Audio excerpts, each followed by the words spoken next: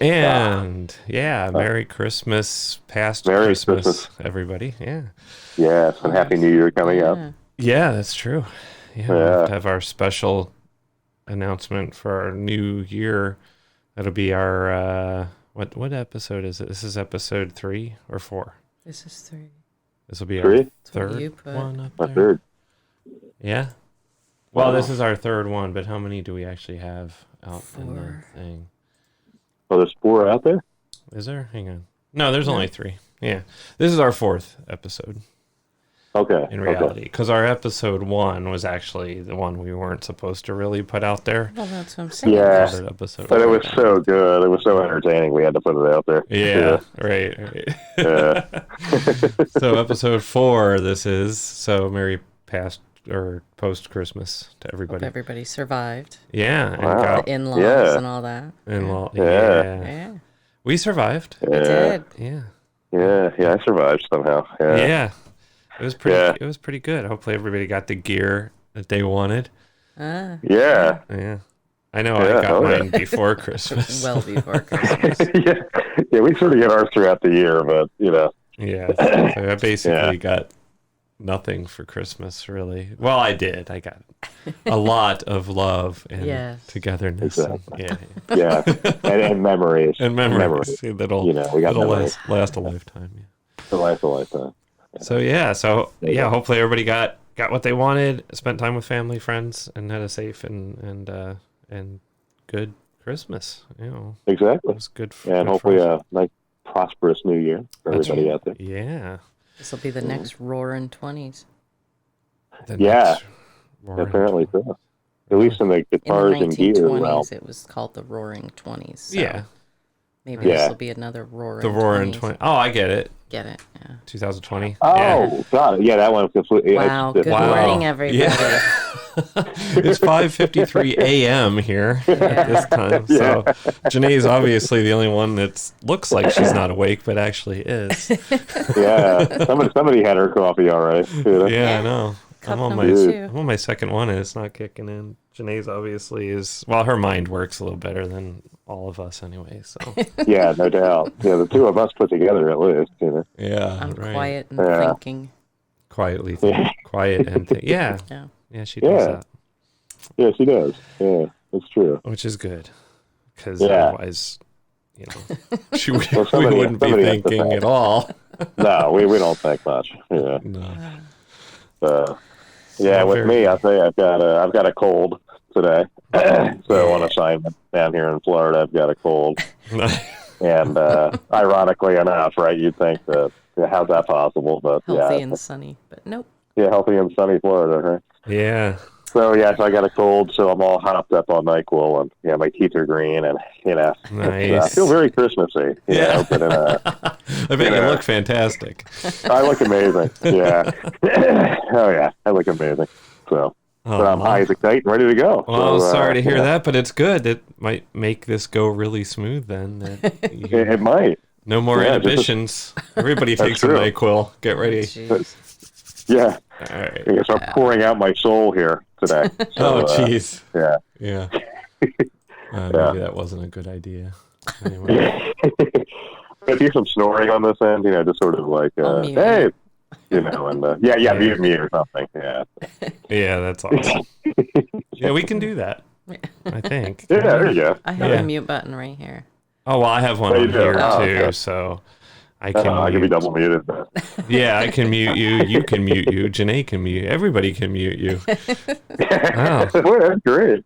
Nobody can mute me except for me because I have the controls in front of me.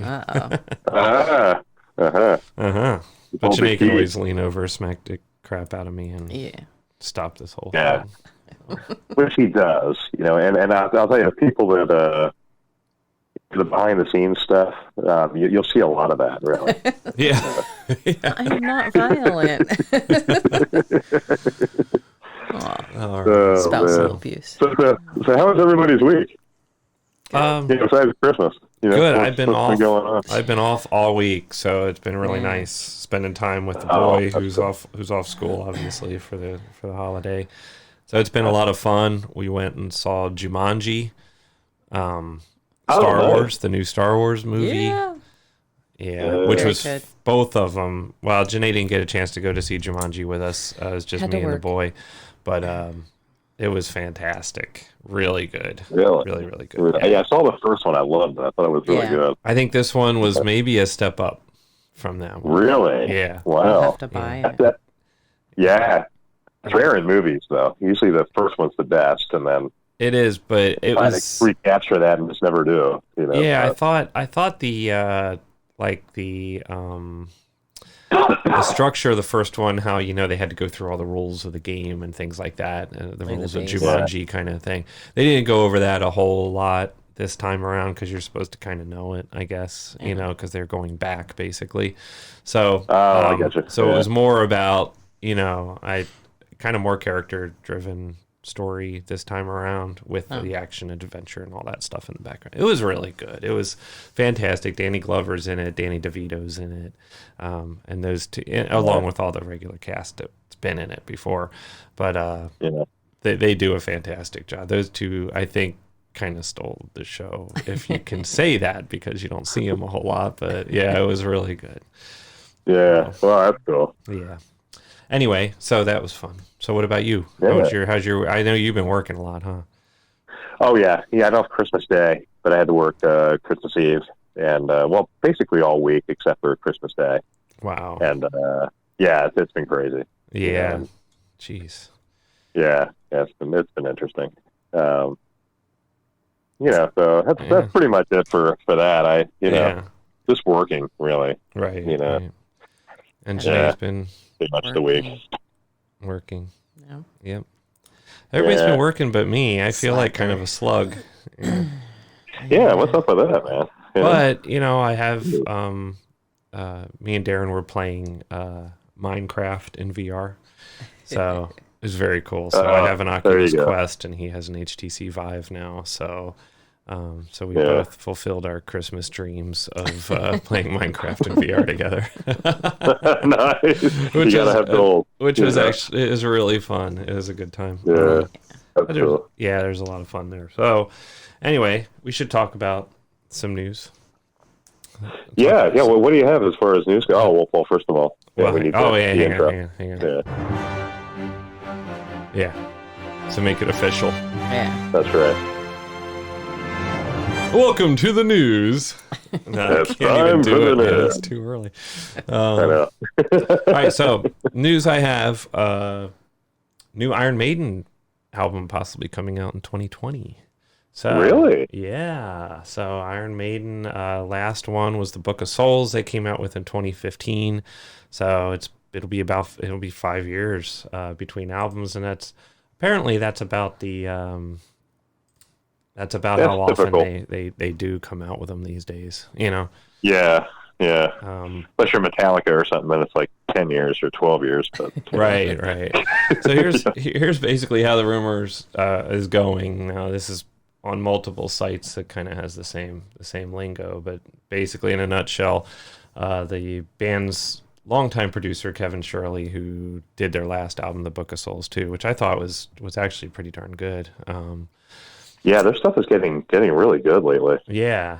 So anyway, Kevin Shirley posted a year-end recap on his Facebook page and hinting that he spent a significant amount of time in the studio in the first half of 2019 working on the next album. But he didn't really say Iron Maiden. Here's what he said. He said, "I left my family for Paris, where I spent the next 3 months working very hard on an unnamed but not very secret project." And then he finished his recap by saying, "I finished with a loud ringing in my ears." So that's the first part of the rumor. So, of course, people go a little bit, have to investigate that a little bit further. So they said the not-so-secret line may relate to an April report from Italian website Maiden Concerts. So this site gathered various social media links and all that stuff and indicated that all 6 members of Iron Maiden and Shirley were in Paris over a period of several weeks. Dun, dun, dun.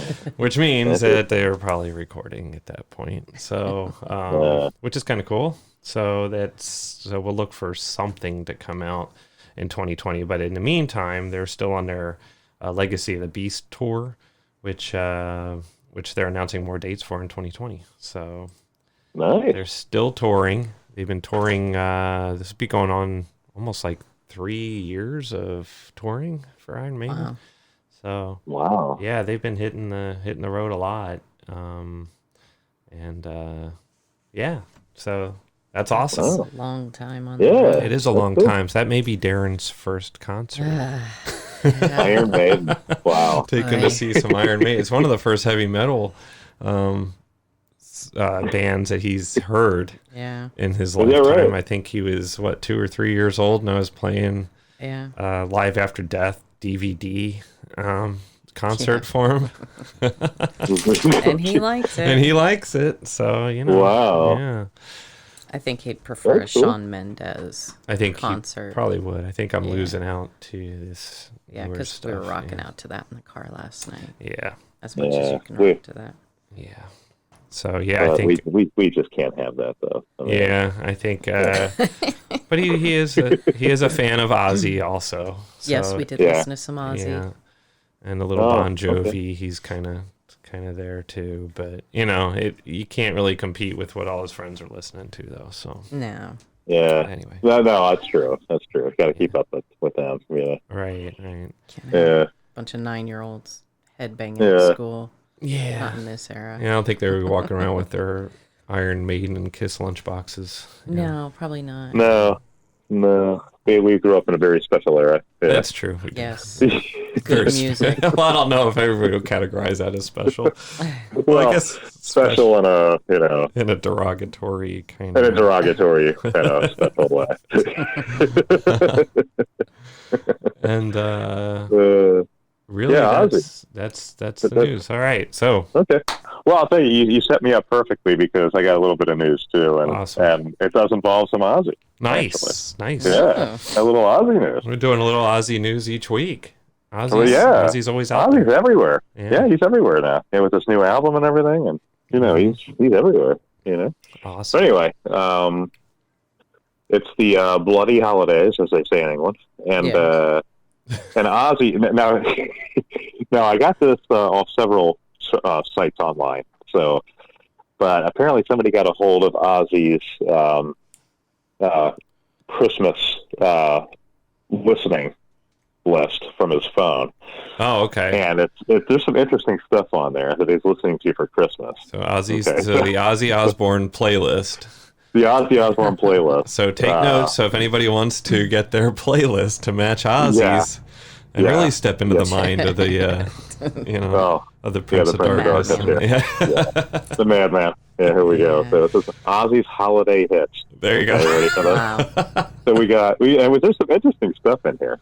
Stuff I'd never would have guessed. I hope it's not Shawn Mendes, but okay, go. It's all Shawn Mendes. No, I'm just kidding. No. But the number one song in there, of course, is one of his big hits right now from the new album called "Under the Graveyard." Wow. Oh yeah, right. That's a big one. Mm-hmm. "Wonderful Christmas Time," Paul McCartney. Wow. That was pretty okay. Sounds good. He's a big McCartney fan, though. He grew up loving the Beatles. Right. Oh, that kind of makes sense. Yeah. Yeah, and he's got some Korn in there.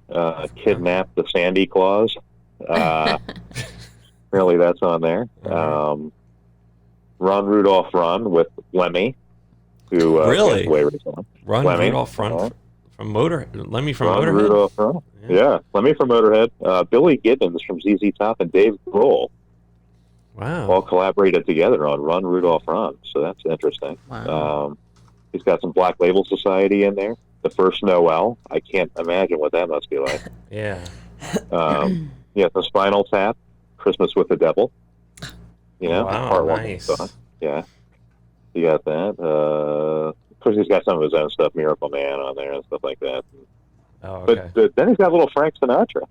Of course. "Have Yourself a Merry Little Christmas" by Frank Sinatra. Ozzy Osbourne. Wow. Yeah. Interesting stuff. So quite the variety. Yeah, that's what he's listening to.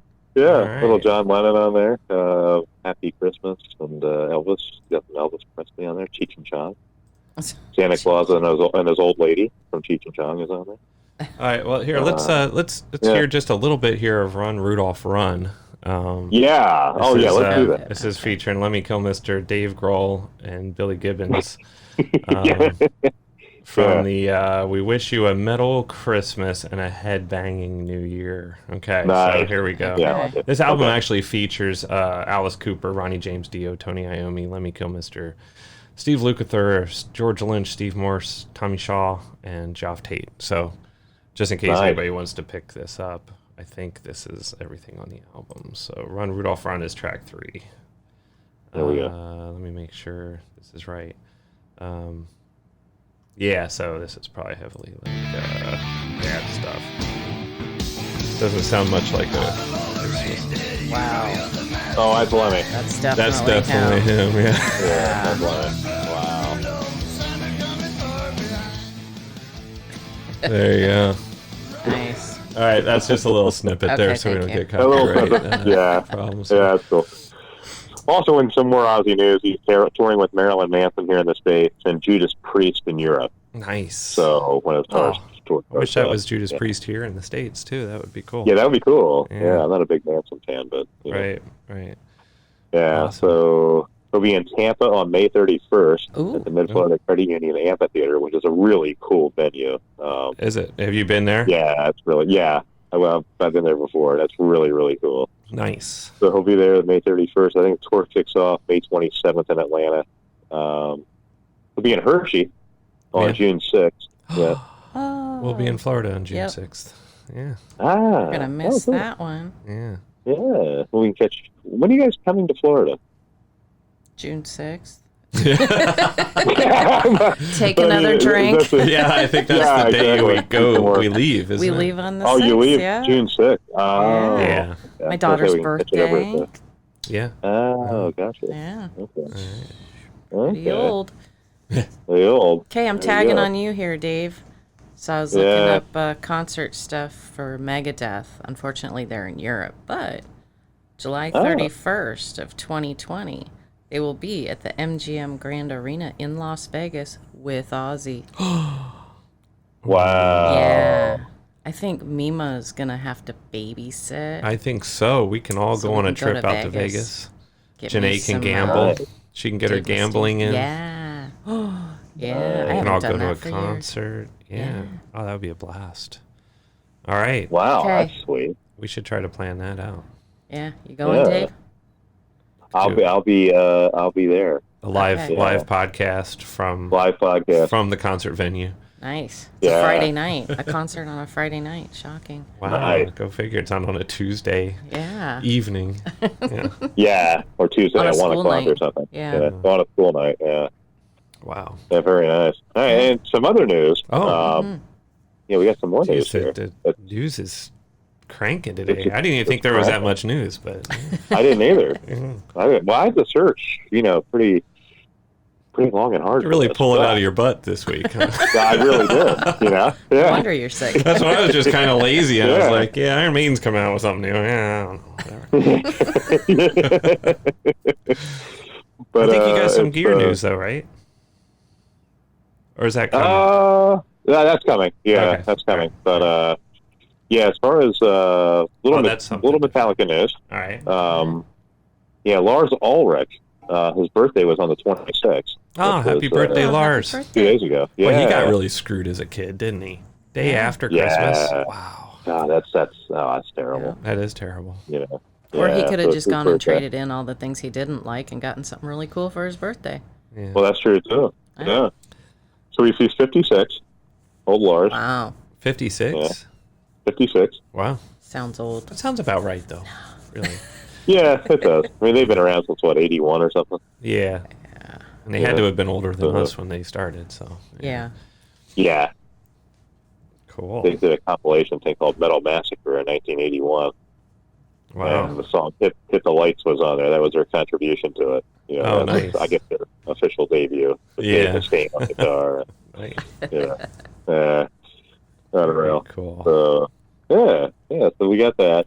And and then a little bit of gear news. ESP Guitars is going to be launching in 2020. 4 different phases of, I guess 1 a quarter, of new guitars. So there are going to be 15 new guitars they're going to be releasing. Wow. And they're keeping it sort of under wraps a little. One is like a black metal type guitar. Okay. Yeah, it'll be a baritone black metal 7-string I type see guitar. the black metal series. Yeah. Yeah. So, Seymour Duncan pickups and that kind of stuff. So we'll see. There's not a whole lot of detail yet on that, but the 15 new guitars over 2020. So we'll definitely keep an eye on that and let you know what's going on. Wow, cool. That's all that stuff. Yeah. So that should be pretty neat. So there's a little. I brought up a little info on the black series, the black metal series. Yeah. So the 2 that they're coming out with are going to be hardtail versions. They feature neck through body design. It features a hip shot bridge with a string through body set up for sustain and stability. Yeah. There we go. Yeah, they have the black winter passive pickups from Seymour Duncan. Yeah. Awesome. Yeah. Yeah. So, a couple little things there. Oh, the EC series is the other one, so. Yeah. Yeah. Cool. Yeah. Yeah. So, more on that, as we get more info on what's going on there at ESP. But boy, I'll tell you, it's, this week, I figured it would be kind of a lean week news-wise, Yeah. And, with Christmas and everything. So, so that's what I have. Anything else? I got nothing. Yeah. All right. So that wraps up the news. Okay. There we go. Big wrap up song. There we go. Nice. Yeah. Nice. Awesome. And that's the way it was. That's the way it was. December 28th. December 28th. So let's see. Where was I with our... All right, here we go. So we got to roll right into our money shot thing. Not money shot. That's bad. Dude. The money segment. Jeez. What's the money segment. What's wrong with me? All right. Here it is. Here's the money segment. God, that's just the first thing that sprung into my mind. I don't know why. Because you're a dude. Because I'm a dude. Yeah. Yeah, true. All right. So let's see. So not much here on the on this front that we haven't already discussed previously. But one thing I did want to mention is that the Positive Grid Spark amp is still on pre-order. So you can go ahead and get yours. They're supposedly shipping this latest pre-order batch that you can sign up for now in February.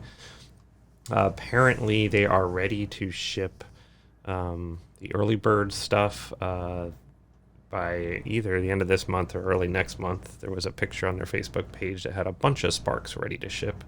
So they should be shipping those out soon. So if you were one of the very early people to get your pre-order in on these things, which you could have picked up for $179, very cheap. They're going to retail for $300 when they're finally out in the wild.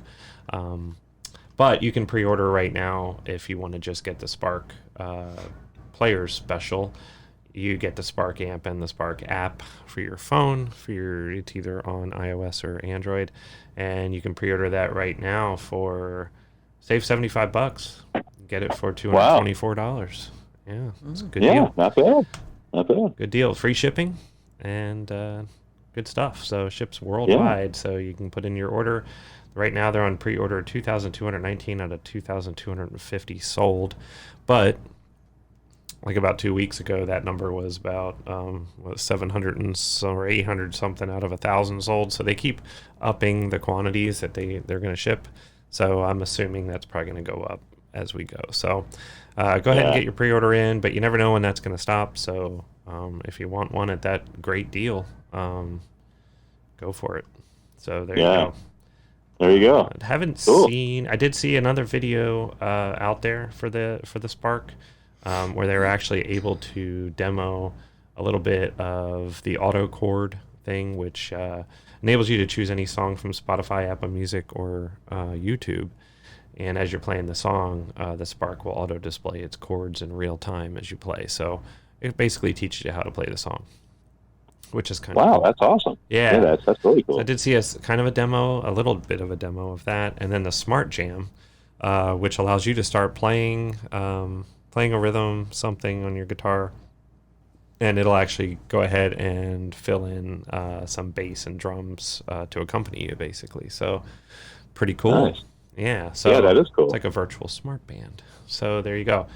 So I did see a couple little demos of that, and it seems to work pretty good from what I could see. But of course, they're mostly marketing type videos, so difficult to get a good sense of it. So anyway, that's that.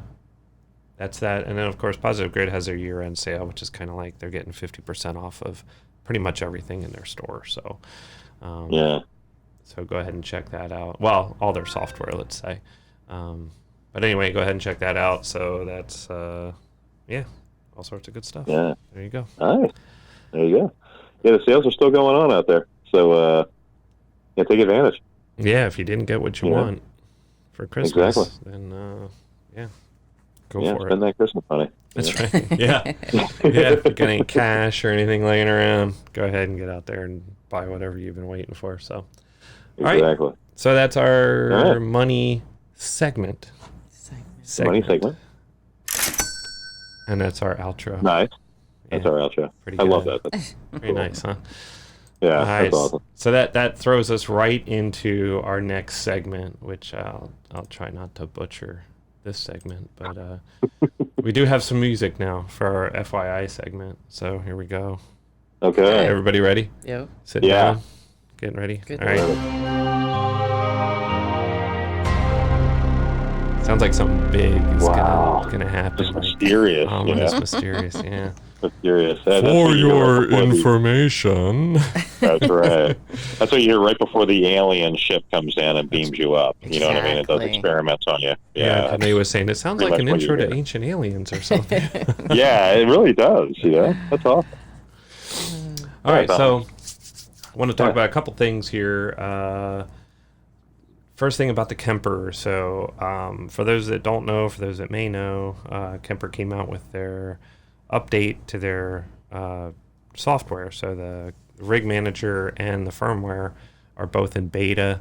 You can go ahead and upgrade yours to beta. So there is new beta and new Rig Manager beta and beta firmware updates out there for you guys to check out if you are so inclined. Now, they do have a caveat there, like if you're a touring musician and your Kemper is your lifeblood for your tone, then I would suggest probably not upgrading, because you never know, there could be bugs in there and stuff like that. So it's not a release version, but if you're like me and everybody that's in my circle, you don't gig and it just stays at home, so go for it. Go for it. Yeah. But basically, they are new updates. The Rig Manager has been updated to version... Where did I have that? I thought I had a link up here that showed... Hang on. Let me see. No, I think I turned it off. Hang on. Let me get back into the Kemper. I'm going to give you guys some accurate info here as the time of this recording. Yeah, because it sounds very similar to what Fractal did. They had a new firmware update also. Yeah. With the XFX2, was just they're trying to mimic what they could do with the 3, but it had a lot of features that were missing from it. Oh yeah. And with that new update, so I decided to stick with 10.1 as opposed to going with the new, the new one. Right. And I've heard all kinds of different things about the Aries update. Yeah, the Aries update. Yeah, and it affects a lot of. You have to tweak all of your presets and everything. So I don't know. Yeah, so this doesn't do any of that. So it's not going to color your tone or anything. It's not going to screw up your tone and how your tone gets created. Basically because it's just a profile of the tone, so it doesn't really change a whole lot of anything around. The only thing that they did change big time was the last time that they came out with that big update to all the to the reverbs. There's a big reverb update, but they did keep the legacy reverbs in there too. So oh, cool. So it's just more of an add-on. More of an add-on and an enhancement, basically. But anyway, this the operating system beta update right now is at 7.1.8, and that's for your hardware itself. The Rig Manager version is up to 3. Wait, where am I at? I went to totally the wrong thing. So the Rig Manager is up to 3.0.82. So that's a public beta 3 for Rig Manager 3. So anyway, that adds a couple cool things that was missing, I thought, from the original one, and allows you to go through and use your left and right arrow keys to go to the next preset instead of having to double click on one to change to it. So that makes it go really, really fast, and it's nice. Pretty intuitive. And right now it's not working at all, but I'm doing it as I speak here. Under pressure. Oh, cool. Yeah, and but it sounds like a great idea, though. For some reason, make things a little easier. Yeah, I'm not sure. Oh, it is working on my thing. So there's a couple, there's obviously a couple bugs here. So what the rigs that are on your screen on the Rig Manager, they don't update as you. Well, they do update, but the highlighted rig that you currently have highlighted isn't necessarily in view. You have to scroll around to find it. Okay. So it would be nice if they could update that Rig Manager screen that you're looking at to show, like, at the top of the screen or something, which one you currently, which one you're currently on, which would be really nice. So yeah. Wow, that's cool. Yeah, and this new version also allows you to edit all of your profiles directly from the software. So at the bottom of the screen, once you highlight one, it has your FX chain, basically, or your signal chain, going from your input in the beginning, output at the end, and it gives you basically the layout that you're used to on the Kemper. But a very interesting thing is they don't label any of the slots that you have before the amp and after the amp with what they did classically. So normally you'd have like A, B, C, and D in the front of the amp, and then I think there was like mod and reverb and delay and stuff at the back end is how they labeled it on the unit. Yeah. Now they're just all blank and they say empty, and you can put whatever you want. Now, you could always put whatever you wanted in any slot on the Kemper anyway, but they were still labeled very strangely like that. But, you could put a delay in the reverb slot if you really wanted to. But now they're all just say empty, so you just put whatever you want wherever you want. Oh, that's cool. So it's pretty neat. You can pretty much tweak any setting that you could on the Kemper hardware right on the Rig Manager now. So I think it's worth upgrading. Check it out and see what you guys think. Yeah, very nice. I've been playing with it for quite a while, and it definitely, if you have a Kemper stage, especially that sits on the floor, it definitely saves your back from leaning down and tweaking settings. And it's if you have multiple of these things, like I have the XFX3 and the Kemper, you start getting a little confused. And I get easily confused as to how to manipulate the hardware to change things around and even find different effects and things to put into your signal chain. The fact that you have a software editor that's really intuitive and it's easy to operate, you don't have to really learn it. It's just there. So it makes your flow go a lot better. Doesn't stifle your creativity by having you have to go and relearn how the heck do I select a new reverb or something, much more user friendly. I think so. Even if it's a couple seconds difference in speed and understanding what to do, it doesn't stifle your creativity. You're not taken out of the moment to say, oh my god, what the heck do I do? Let me break out a manual and figure out how to do this. So wow, that's pretty cool. Yeah. That's nice. So very cool stuff. So I'm glad that after so many years, I think this stuff's been out for almost a decade now. And at least it's still the same hardware, basically. Like the guts are still basically all the same between all the Kemper units, and they're still working on innovating their hardware. Now, playing a catch up a little bit, but still, they don't have to. But it's something that they really got it right the first time around, though. Yeah, now they're just adding to a really solid core. Right. Whereas with and I'm surprised that they haven't come out with a second one yet. A new model. Mm-hmm. That's. I really don't think it's necessary at this point. I don't think it is either. I think they did it right the first time. Yeah. I mean, which is really neat. Yeah, I mean, a lot of people have been saying they want to come out, they want a Kemper 2, but why? Why? Yeah, why would you need it? Yeah. I think they pretty much nailed it. In the time that the Kemper's been out, I think we've been through 3 or 4 iterations of the Fractal line of the Fractal stuff. Which is kind of interesting. Yeah, it really is. But it's 2 different business models. It's 2 different mindsets. It's actually 2 different ways to do modeling. It is. They're completely different, honestly. Yeah, they're completely different units. And of course, we'll go into that in future segments, but break them down and see what the differences are. But they work very differently from each other. All right, let's leave that behind because we're gonna touch upon some Kemper stuff later on in the podcast here, in our last segment. But I also want to discuss one quick thing too. Is we touched on it last week with the Mooer GE250. Yes. Which I thought that the lines was getting kind of convoluted because they have the GE150, the 200, now they have the 250, and then the 300. So there's 4 different modeling levels. Pedal multi-effects things that Mooer has out. Mooer has out there. I don't know how to say it. Yeah. So I figured I'd break down the difference between the 250 and the 300 because I was kind of curious as to. Yeah, I am too. What more do you get to the 300? Also, the big thing with the GE300 when it came in, that's their flagship one. It's about $800.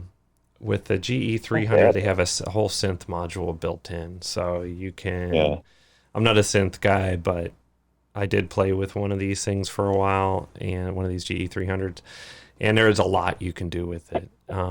And it is really kind of cool. I haven't seen anything else out there that combines all this stuff with the guitar effects and amps and all that stuff, and with a whole synth module thing that you can play with. So that's very cool if you're into that kind of thing. I'm not.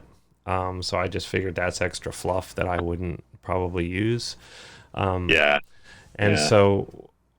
for the GE300, I was trying to see, well, okay, if you eliminate the synth out of there, do you get a GE250?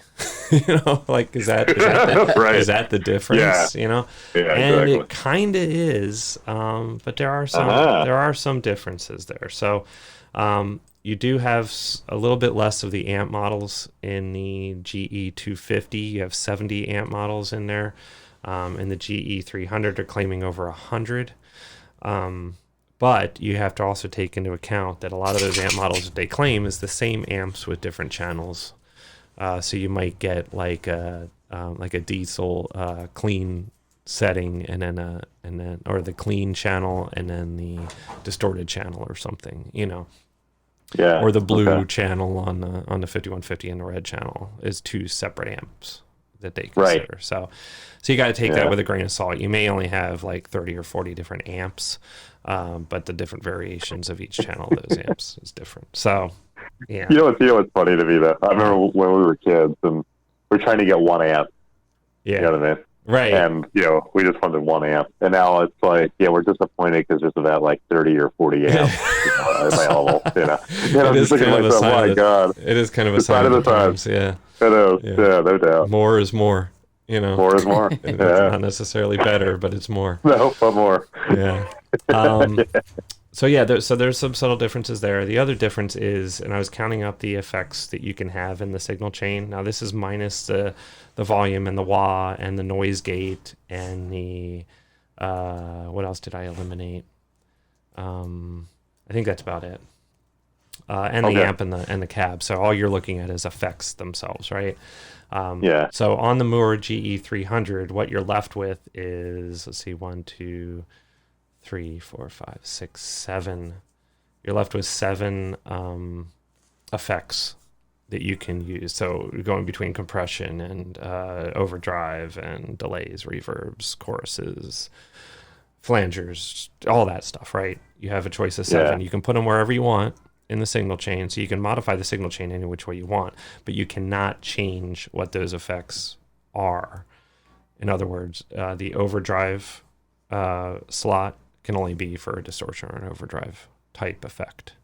So you can't put a reverb in there. So you can't have 3 reverbs in your chain. You can't have 2 different overdrives in there.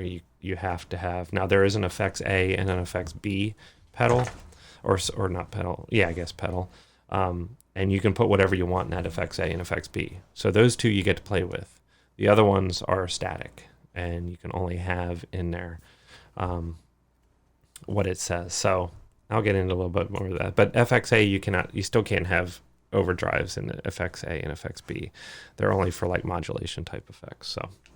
Okay. Cool. So for the GE300, you get 7 of those slots. For the GE250, you're limited a little bit where you get 1 less. So you get 1, 2, 3, 4, 5. Oh wait, 5, 6. Yeah, so you get 6 slots to play with as far as effects go in the GE250. So 1 less.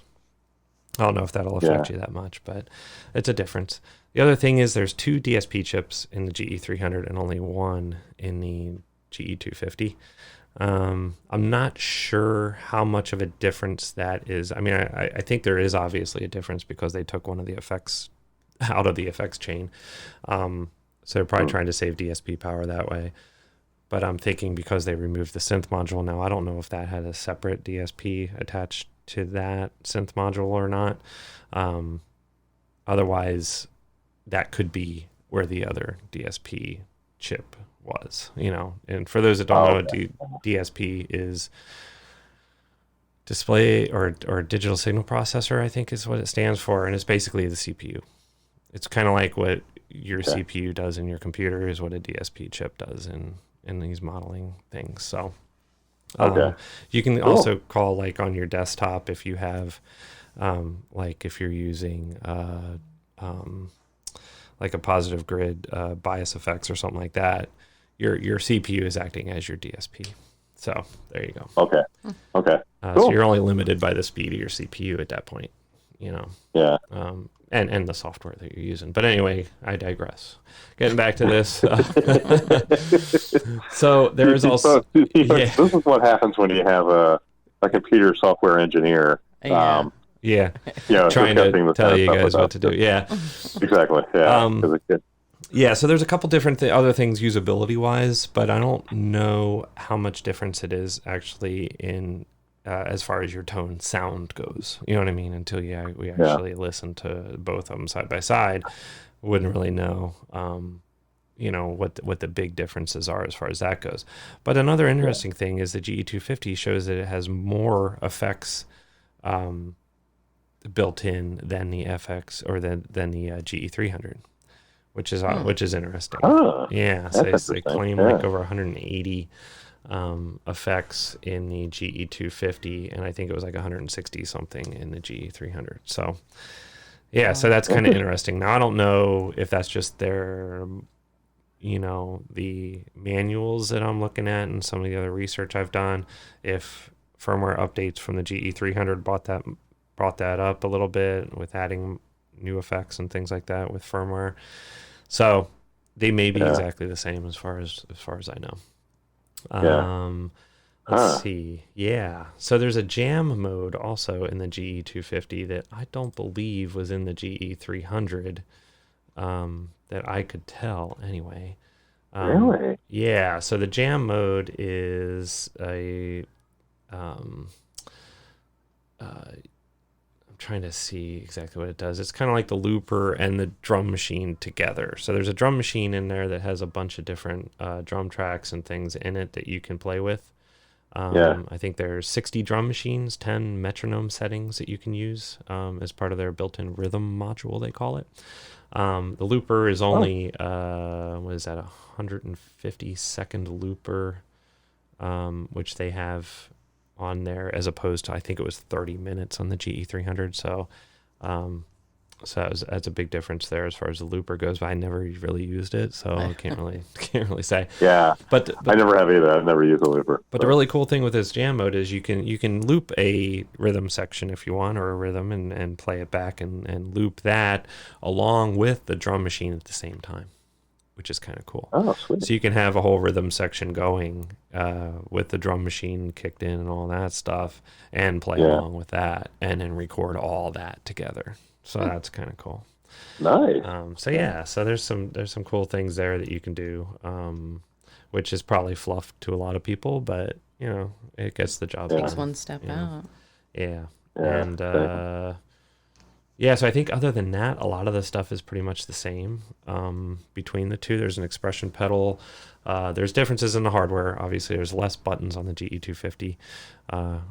There's quite a bit less, I think, on there. So it doesn't allow you to go through and turn on and off a bunch of effects and things like that easily, as easy as it is on the GE300, because there's less foot switches to play with. But other than that, I don't know. I think it's kind of a toss of what you want to spend and what you need in it. I say if you don't need the synthesizer portion of it, then I'm not sure if there's a compelling reason not to go with the GE250. Yeah, I know. Because it is cheaper. It sounds like it has more to it. I mean, at least initially. Yeah. So the Mooer GE250 is... Why can't I show that now? I'm trying to bring up... Everything that I had up here on my computer has somehow disappeared. Oh, man. It's the gremlins. It's the gremlins. It's me, actually. I'm just screwing around. So the GE250 is... I'm trying to get to like an actual page here that shows it. Let me see. I'm not even sure where. Let's see. I think you have to order on, maybe it's on Amazon. I should actually say how much the GE250 is and where you can get one. All right, so the GE250 is $499. So $500 as opposed to $800 for the GE300. That's pretty significant. It is a lot of money, yes. But it is a significant difference if you don't need a few of the extra foot switches and you don't need that almost half the that price synth thing. Yeah. So there may be some other things that are different from my limited time looking at it. I didn't see a whole lot, but the proof would probably be in the difference in the sound quality between the two, if there is a significant difference, Yeah, it's got to be. It's got to be a step up. But I know the synth thing is probably a pretty expensive piece to the GE300. So that could probably raise the price up. But they're in stock, fulfilled by Amazon right now on Amazon.com, so you can purchase one for $499 with Amazon Prime free shipping. And just for comparison purposes, I want to make sure I'm not lying on the GE300. The GE300 is... Wait, no, that's not right. That was a GE150. Yeah, the GE300 is $799. And it is also in stock and ready for free Prime shipping if you have Amazon Prime. So there you go. Nice. There you go. And it does have a 4.5 out of 5 star rating from 8 people. Wow. So 8 people really liked it. Anyway. Yeah. Wow, cool. Yeah, and I don't know if the GE250 has any reviews yet. Let me see. Yeah, it does not seem to have any reviews at this point. It's not flying off the shelf. Maybe not. But everybody with their new gear money might. Yeah, there you go. Get something. Yeah, it'll start flying off the shelf. There's only 4 left in stock. Only 4 left. Yeah. So get your order in there. Free delivery on Monday. Don't click that button. There you go. Yeah. Don't click that. I'm not going to click that button. Don't worry. And that's why I'm here. That's why Janae's here. Yeah. Hey, guess what? We ordered one. No. Now there's only 3 left. Somebody else. No. So there you go. That's as much as I want to get into in the limited time that we want to, pursue this. But yeah. So it looks like another solid offering, I think, from Mooer. So they're really making a name for themselves in this business, although they keep putting out stuff, I think, way too quickly. Yeah. Yeah, it sounds like it. But they all seem to have significant differences enough to justify. on the genre. Yeah. Yeah. I'm not sure if $500 is too much for this, but they do definitely separate their price points out enough, I think, to justify different segments of the market that can afford or not afford certain things. Because a GE150 is like $149. So you can always get that, and then you're very limited to what's in there, but you can get into amp modeling that way. So there you go. Yeah, it's a good introduction to the modeling world. Right. So maybe this will be the entire product line of the GE series, and then maybe they'll get a refresh in another few years or something as they progress. We'll see how it all pans out. Well, it sounds like a solid offering though so far. From them. I think so. It's a good line, I think, and they're definitely covering every aspect of the financial what people can afford. Definitely. So they're covering the bases there. And they're not getting crazy, by going up to the 1,000+ mark, like you get with Line 6's flagships and the Helixes and the Axe FXs and the Kempers and all that stuff. You don't have to pay a fortune. So yeah, that's true. Anyway, there you go. So cool. Where are we at? That covers our FYI segment. That's it. Awesome. So here we go. Outro. Very mysterious. Very mysterious. All right. So that covers everything I wanted to cover. I want to take the next 9 minutes or so and talk about a topic, because that'll bring us up to about an hour. Talk about the Kemper Profiler. I said we'd mention this again. So I want to talk about the ethics in a profiling amp as opposed to like a modeling, as opposed to a modeling amp type thing. So, so it kind of got me thinking that and I know this discussion has happened before, but kind of got me thinking where I'm looking at a lot of the amp models in there, and they're snapshots of people's rigs, right? And it could be just the amp itself. It could be the amp with effects, things like that. But it kind of got me thinking that, people put them out there and they're not using the actual name. So instead of a Marshall, they're saying Mars. It's a Mars 800 profile. Right. Right. Instead of a Marshall, because they can't use Marshall, or they'll get copyright everything else. Yeah. So I'm kind of thinking to myself, well, what, let's think of other aspects of the market where something like that could happen. So I was telling Janae, I was like, well, what if you went and bought, let's just say in 2020, we go to the music store and we buy the new Iron Maiden CD and bring it home, and I make a copy of it and sell it to you, Dave, for $2. Right. That would be illegal. Yeah. It would be. In every sense of the way, right? So if you have a Marshall, now there's another one too. Like I had the Black Star amp that I had, the HT100, the stage HT100 stage head that I had. I was looking out on the Rig Exchange on and there's like a model for that out there. And actually Mooer has a model of that actually in their lineup too. But that's a model, right? So I think they might be able to get around it by saying, oh, it's a model, it's not the real thing. The profile, are actually saying that this is a profile of that amp, right?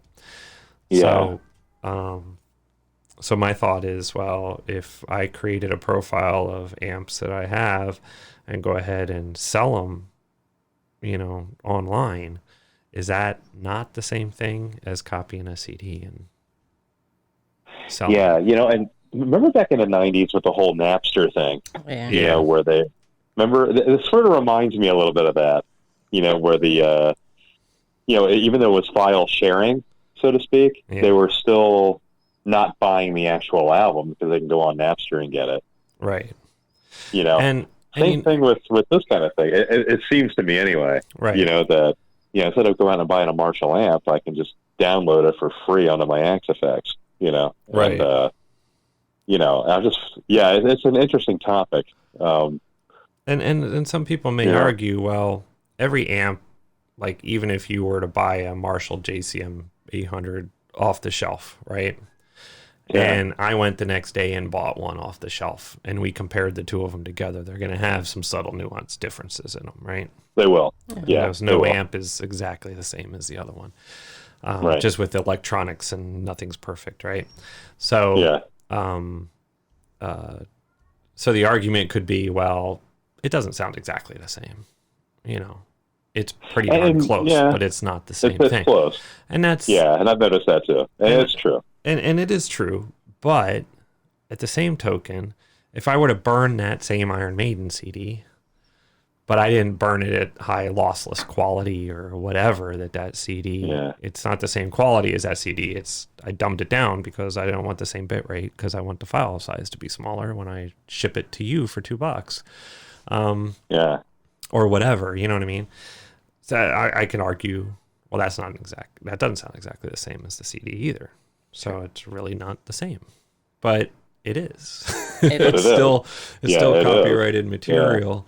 That kind of like sitting in a movie theater with your little recorder going, right, bootlegging it. Yeah. So now, exactly. Yeah. So that's why I wanted to talk about really the ethics of it as opposed to the legality of it too, because legally there may not be a law on the books that says, you know, specifically for this case that, you know, well, you probably can't duplicate the electronics and the case and the logo and the everything and then market it yourself and say, this is my, you know, my Marshall version, you know.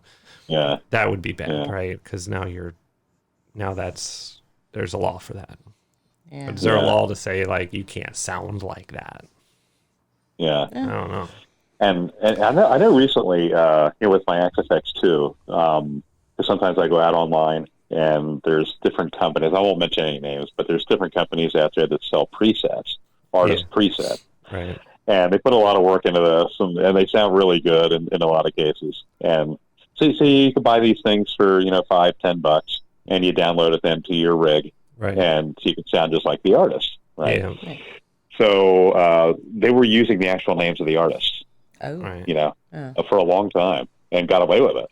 And just recently, a court intervened and said that you can't use those names. You know, so they had to rename everything.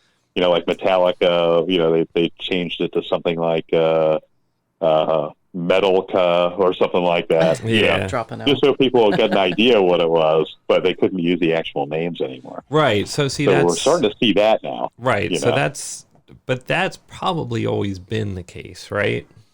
Probably. Just with that particular portion of the law that says, you know, I can't use that name and market it because the name is copyrighted. Oh. It is. Their tone isn't, right? I guess not.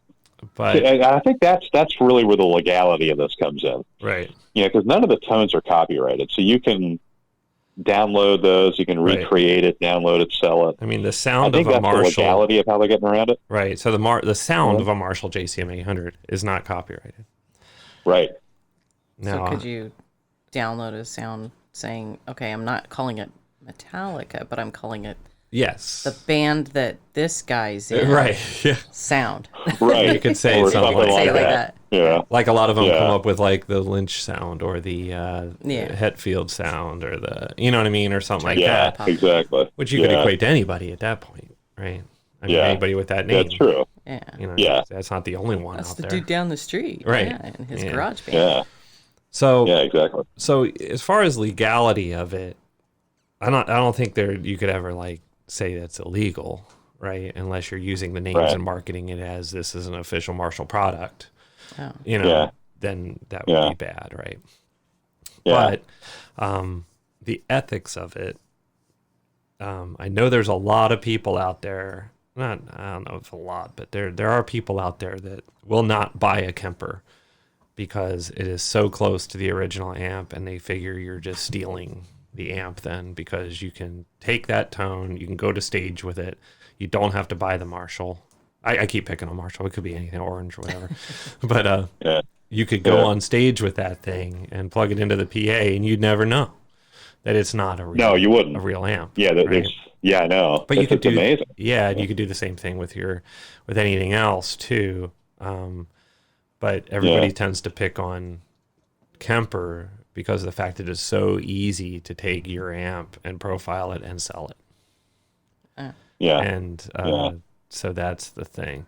Personally, You're not on tour, I don't so really you don't have a utilize problem with way, it because I'm not making money off of the tones that I have. Right. Right. I know. And see, if I were an attorney, let's say from Marshall, the first thing I would do, knowing that these things are profilers, these modelers, things like that, is I would start copywriting my sound. Yeah, and I'm not. That's the first thing I would do. I'm not sure if there's a way you can do that. That's the thing. I don't know. We'd have to get a lawyer, I guess, on the phone and see. Yeah. But like a copyright attorney or something. Exactly. Can you copyright heavy metal lawyer? Sound? I mean, you could probably copyright the jingle, obviously. The music itself you can copyright, but you probably can't copyright the sound of the drums or the tone of the bass. You know what's interesting though? You know who did do that? Was Harley Davidson motorcycles. They did copyright their sound. That is true. They did. So it's possible. I guess it is possible. Yeah. Yeah. Maybe that's just not an avenue anybody wants to explore because maybe that whole can of worms. So expansive. Yeah, maybe so. Yeah, maybe so. Yeah. Now, if I was a touring musician and I wanted a tone of all these different amps and I didn't want to buy them and I had a Kemper and I just downloaded them and used them on tour, would I do that? Probably. Yeah. Yeah. Oh, absolutely. Would I feel like I'm kind of cheating? Yeah. Yeah, maybe. And will the tone be the same as having that actual amp? Well, no, it probably won't. No. Right? But is it going to be pretty damn close? Is anybody in the audience going to know? No, they're not going to know. And the other part of copywriting is the tone of an amp. It's not just the amp that's creating the sound when you're on stage, for example. It's also the guitar you use. If you're using a Stratocaster next to a Les Paul, right, that same amp is going to sound a little different. Oh yeah, and the signal chain it's going through too. Exactly. Yeah. So I mean, even just the pure amp, you plug into that amp with different guitars, you're going to get different sounds. Oh yeah. So maybe there really isn't a sound to copyright with an amp. There probably isn't. It depends on what you're playing with it. Yeah. Because you can play you can play an orange amp and say, boy, that has a very Marshall-y sound. Exactly. What I mean? Yeah. Or like the Black Star head that I had before, and I could say, boy, that sounds very Marshall-y. That has a pretty good Marshall blue or British type sound to it. Yeah. Because they are basically a British company that did that. So. Yeah. Although you know what else is interesting? Eddie Van Halen back in the '90s when he switched over from the old Marshalls he was using to those the PV, I guess the 5150 PVs. Mm-hmm. There was a big controversy about him copying the tone from that. What was that amp? Which one? The one Soldano. It was a Soldano amp. They said that he copied a Soldano amp to create his own. Oh, nice. So so there was some controversy there about that because they said he's trying to sound like a Soldano amp, right? And they got pretty upset about that. So so that's interesting, because it's interesting. We're not going to. I mean, obviously, we're not going to solve this in this podcast, so it's not really food for thought for people to discuss, on their own. But exactly. But there's like a lot of the similar type things when you look at, and we can do this on another topic another day, but effects pedals and stuff. I mean, how many tube screamers are out there? Everybody's got one. Yeah. Or the Pro Company Rat. back in the 80s. I mean, how many people have used that tone and just... Yeah, like the circuitry in there. How many people have just duplicated that circuitry and ran with it? So yeah, exactly. You know what? We'll do that another day, another topic. Yeah, so that'll be a good one on Janae's. Yeah, that will be a good one. What do we talk? We'll just call it effects pedal duplication or something. Well, I'll know what that means. Yeah. All right, so we're at a minute and 5 minutes. We're at a minute and 5 minutes. An hour and 5 minutes in, so we should really wrap this one up. Yeah, sounds good. All right, so from all of us to you guys, wish you a Merry Christmas, Happy New Year, and we will come to you in the new year with the next episode next week. You got it. Yeah, it's going to be a new year. That is the dog scratching. So, all right, everybody be safe, have fun, enjoy any new gear you got, and we will talk to you guys next year. Yes, Happy New Year, everybody. And welcome to our listener in... Oh, yeah, we have a listener in a new country. Oh, really? Yeah. Dave, you'll be all excited about this. So let me see. I forget where they are from.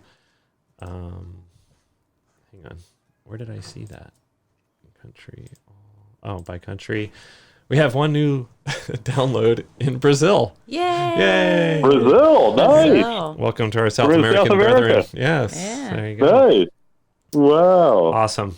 So that's cool. Welcome whoever you are in Brazil who has listened to us. You know who you are. Yeah. You're the one, the only. And we are not going to do a Spanish version or Brazilian version. Do they speak Spanish? It would hurt your ears. Do they speak Spanish in Brazil?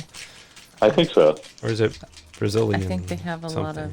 I don't know. Maybe a different dialects of it. I don't know. Anyway, welcome, person in Brazil. Along with our Netherlands, Switzerland, and United States people. So United States people. Yeah. Boom. We're approaching worldwide status. Yay! We are. We're getting there. On several continents now. Gotta get to Asia. Australia would be awesome. Australia would be awesome. That would be cool too. Shoot a message to my one Australian friend and see if he can find us. There you go. Yeah, there you go. Yeah. Do that. Yeah, I got somebody in Australia. Next week we'll do this again. I'll shoot the message to Mr. Hemsworth right now. Mr. Hemsworth, yeah, whatever. Yeah, right. Okay. First name. I don't think she'd be sitting here in my basement doing a podcast that she doesn't even want to do if she knew the Hemsworth brothers. Yeah, really. Yeah. I'd still be on their podcast. All right, on that note, me and Janae have some things to discuss, so we'll... Which may involve some lawyers. Yeah. If next week it's like, well, Janae's not here anymore. Yeah. She's in Australia. She's in Australia. With her new family. Yeah. Sending me all these Facebook posts all the time. Yeah. All right, everybody. Happy New Year. Happy New Year. Yeah, Happy New Year, Christmas. everybody. And we'll talk to you guys in the new year. All right. Bye. Yeah, all right, that's great. All right, everybody. Bye. All right, see you later. Outro. All right. Go. Oh, wait, go. Oh, there we go. There it is. There's the gem. There's the gem.